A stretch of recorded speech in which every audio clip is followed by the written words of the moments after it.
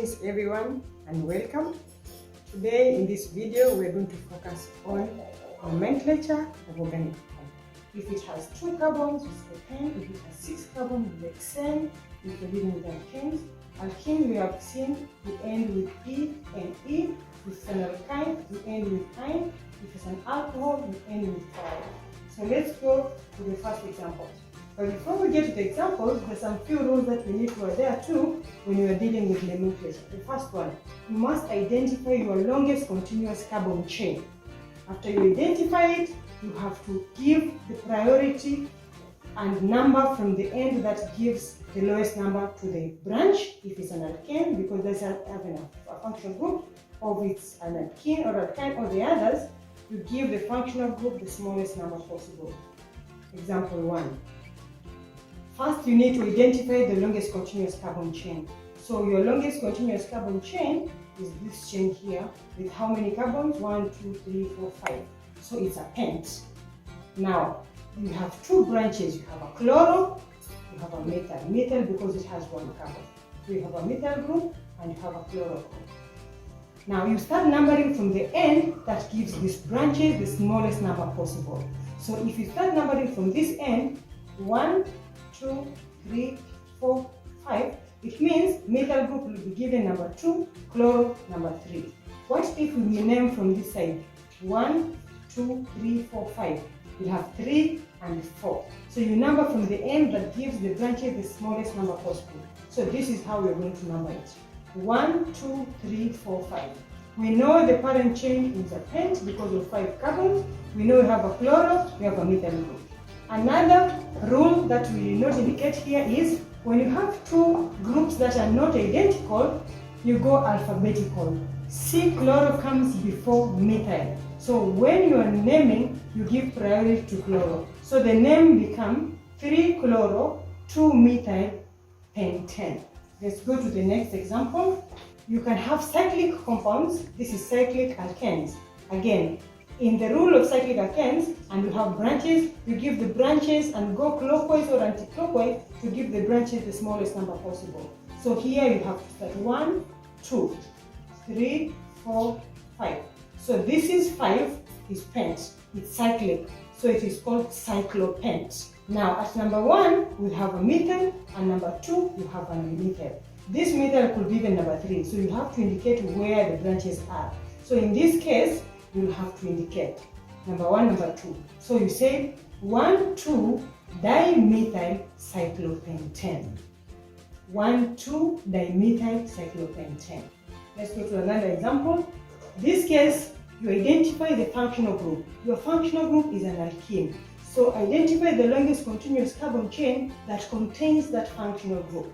So this is the longest continuous carbon chain which has the functional group. Another rule, number from the end that gives the functional group the smallest number possible. You have to number from this end and not from this end. So you give this alkene position 1, 2, 3, 4, 5, 6. 6 carbon chain is a hex. It's an alkene, it should end with E and E. At question number 4, there is 1 carbon group. This is a methyl. So now, very fast, you have numbered correctly, and the name becomes, again, you have a chloro and you have a methyl. Alphabetic. Chloro comes first before methyl. So this is 3 chloro, 4 methyl. It's an hexane, but you have to indicate the position of the double bond. It could be anywhere, 2, 3, 3, 4. But now it's a question number, and we start with the first carbon. So now the name becomes 1, 3 chloro, 4 methyl, hex 1 in. 3 chloro, 4 methyl, hex, because 6 carbon, 1 position of the double bond. Always start with the first position of the double bond. Let's go to another example. Suppose you have a cyclic alkene. Again, you have to number going clockwise or anti-clockwise, giving the number, the position of the functional group, the smallest number possible. Identify the branch. This one is a methyl group, and you have these 6 carbons, so it's hex, it's cyclic. So it's cyclohexene because it's an alkene. So the numbering, we have done it. The name will be 3-methyl cyclohexene, because you always have to be number 1. You don't have to indicate cyclo-1-hexene because you always have to start with number 1. So the name is 3-methyl cyclohexene. Let's go to another example. What if you have 2 double bonds? Again, identify your longest continuous carbon chain. Number from the end that gives the double bonds the smallest number possible. It has to be from this side. 1, 2, 3, 4, 5. It is a pent and it's a double bond. Remember now, there are 2 double bonds. So di-in. Di-in. There are 2. We have chloro at position number 3. You have a methyl group at position number 2. So first, you number correctly. Now the name becomes, because chlorine and methyl alphabetically, chloro comes first. So you have 3-chloro, 2-methyl pentanediene. 3-chloro, 2-methyl pentanediene. Let's go to another functional group. Now here we have a triple bond. So you know that this is a triple bond. So you identify the longest continuous carbon chain, and this one is obvious.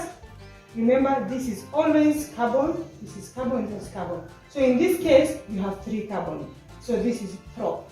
Because it's an alkyne, it will end with ine. So this is a simple one, this is propyne. Another example. Longest continuous carbon chain with the functional group. So this is your longest continuous carbon chain.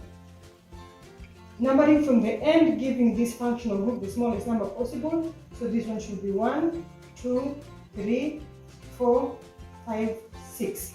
At position number 4, there's a bromo. At position number 5, there's a methyl group.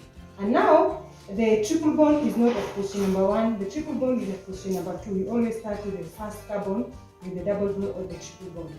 So now that we have numbered, your name becomes, again, bromo and methyl. B come first alphabetically. So 4 bromo, 5 methyl, hex 2 ine, because you have to say where the triple bond comes in. Let's go to another functional group, another compound. This is an alcohol. You have to identify the longest continuous carbon chain with the functional group. So this is the longest continuous carbon chain.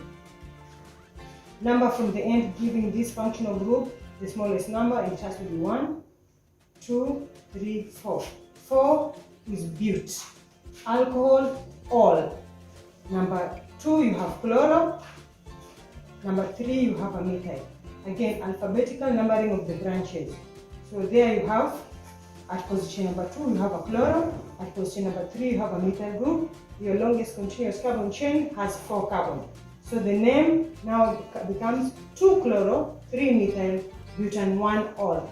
This all could be even here, so you have to indicate it's a primary alcohol, butane 1-all, where the alcohol is a terminal. Let's go to another example. Now, if you see, you can have different longest continuous carbon chain, but check the one with the highest number of carbons. If you go this side, you have 1, 2, 3, 4, 5, 6. Again, if you go this side, how many do you have? 1, 2, 3, 4, 5, 6, 7. So your longest continuous carbon chain is this chain here and not this one here. So now that we have identified that one here, now you look at the branches. So you know your functional group is an alcohol, it is at position number 2. You know you have a bromo and you have a 2-carbon branch. 2-carbon branch is ethyl. So your name now becomes 3-bromo, 4-ethyl, hectane 2-all. Good. So let's go to another functional group.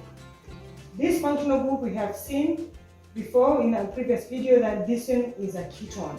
Ketone, it's part of the carbonyl family.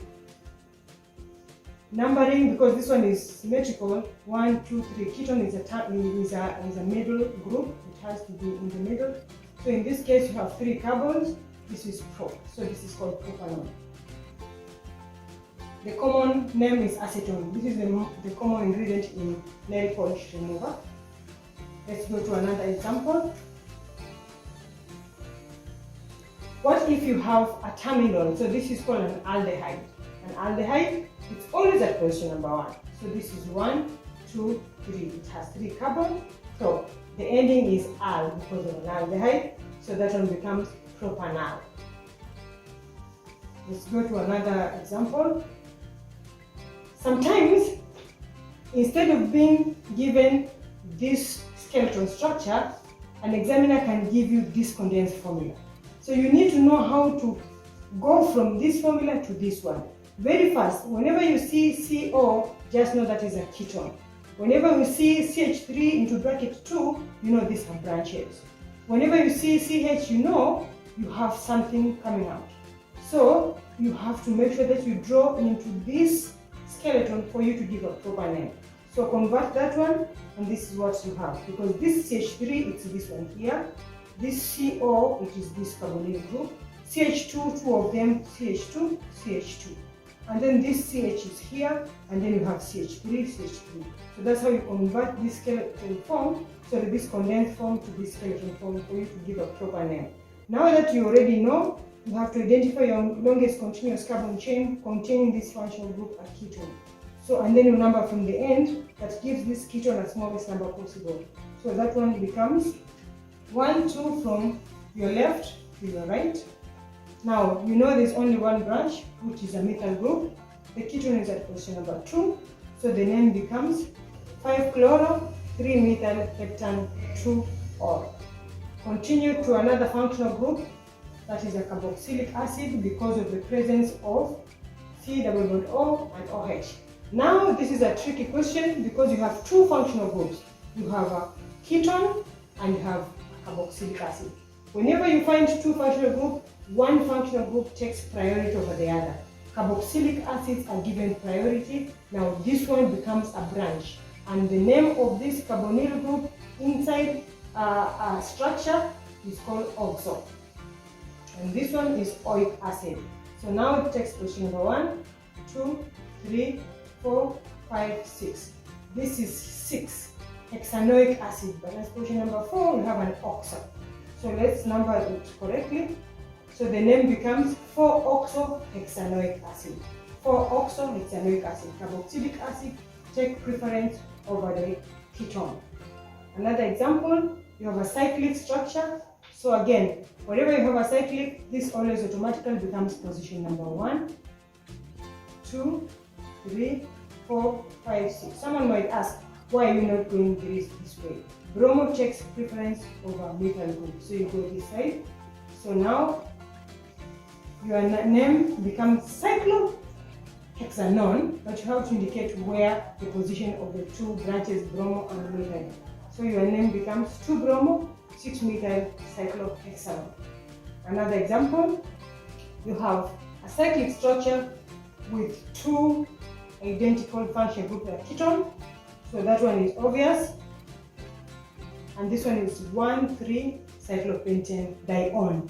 Di because there are two, and on because it's a ketone. Finally, let's go to, it's a ketone, but there's another functional group. There's an alkene and there's a ketone. So this ketone will take priority, and numbering, you number, giving the priority of the functional group 1, 2, 3, 4, 5, 6. So your name is supposed to be, if it was a cyclic with saturation, no double bonds, is cyclohexanone. But because there is a double bond, you have to indicate in. So your name will be 3-cyclopentene. See, this is not an A like this one. These are the one with an A, hexa, cyclohexa. This one, cyclopent, is E, indicating that position number 3, you have a double bond. Let's continue. In this case, again, numbering from the end that gives the longest continuous carbon chain and the smallest number to the functional group. So this is your longest continuous carbon chain with 7. So this is hept at position number 3. 1, 2, 3, 4, 5, 6, 7. You have a functional that is a ketone. So this name becomes 5-methyl heptane 3-on. Let's move forward. You have two functional groups. You have a ketone and you have an hydroxy group. This is an alcohol, but in this case, the ketone takes priority over the alcohol group. So this group now is named as hydroxy.